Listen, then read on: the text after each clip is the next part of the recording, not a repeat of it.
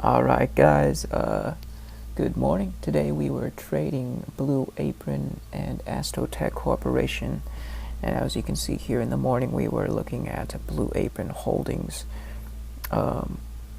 volume winner, or not volume winner, but volume scanner of the day.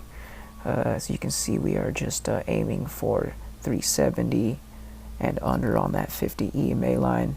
I do apologize for the voiceover. Once again, our recording audio was choppy this morning.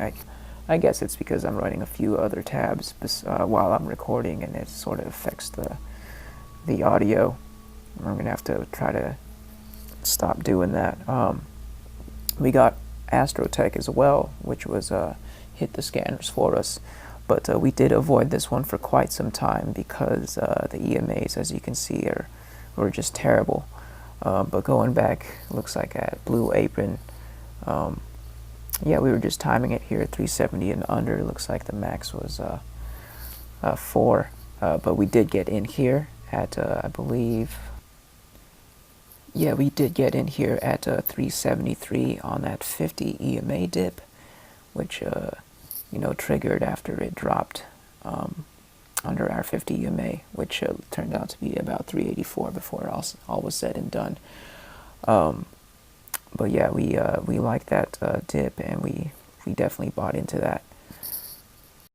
And I believe our target was at the 50 EMA, which is what, 384. So anything above 380 was our first alarm for a sell-off target. Looking back at ASTC, as you can see, it did jump, which was needed to correct the EMAs. We did stay away from this one, and we did miss the jump on there. But, you know, that jump was necessary to confirm the trade. As you can see, it looks like we got the 100 crossing the 250. And right here, I double check the 100 EMA and change it to 200 to make sure that it was at least trying to cross, which it wasn't quite there yet, just a few cents off.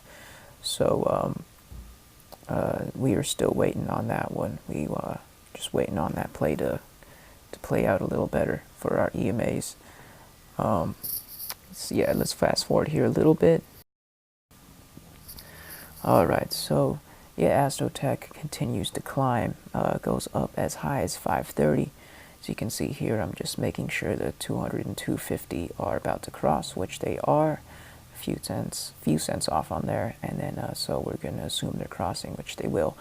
We're getting the 100 and the 50 EMA levels down, but yeah, it looks like 530 was where it started hitting a resistance, coming out of $4, so that's about $1.30 spread, which is good for us.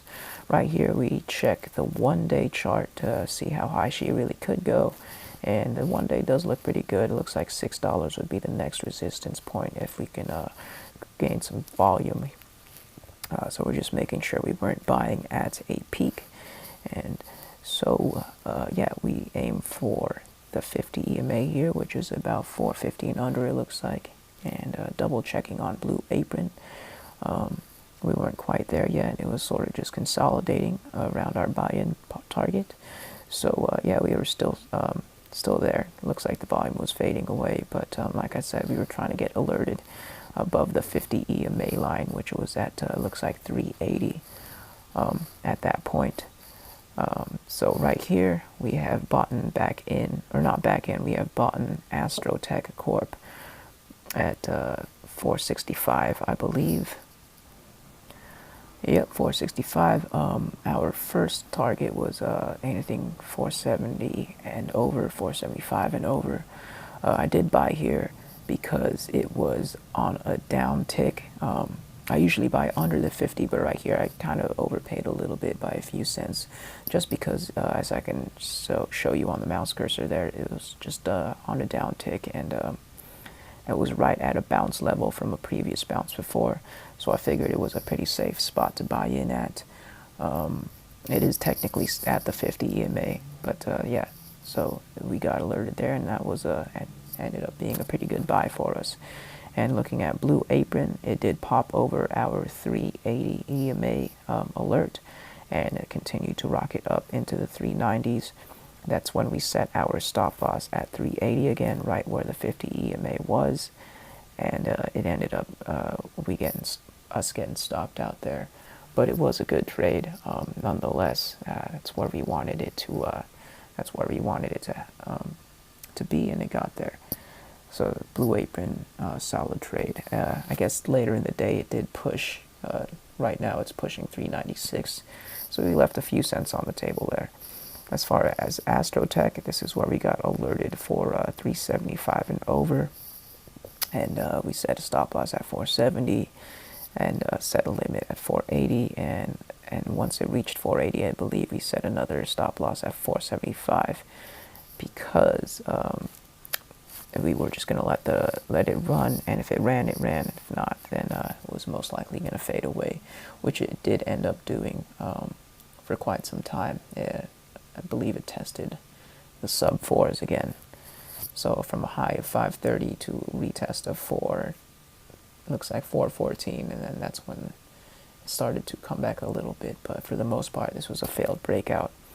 But we were able to sell from our 365 into 375, 380, and then we got stopped out with the rest of our shares. I believe about 20% of our shares at our average at 466, just to keep that penny profit.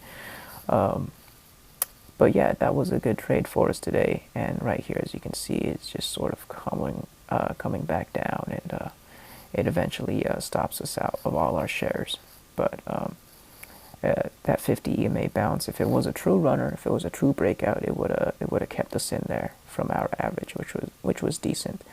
The spread on this was a little bonkers at some points, but yeah, today was a pretty good trading day. Not the best. Most of the day trading volume was on PXS, which is just if you look at the chart, is absolutely a nightmare to trade.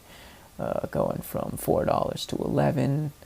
Just on Friday, it went from $3 to 9, and these are just absolute low floater pump and dumps. You gotta have stop losses like crazy, and spread would be like 30 cents. So we stayed cleared from that. It's not that you can't really chart those kinds of plays. You sort of have to just go by price action. And it did get halted multiple times on the way up and on the way down, so we avoided that bag. So yeah, we will see you guys in the next video.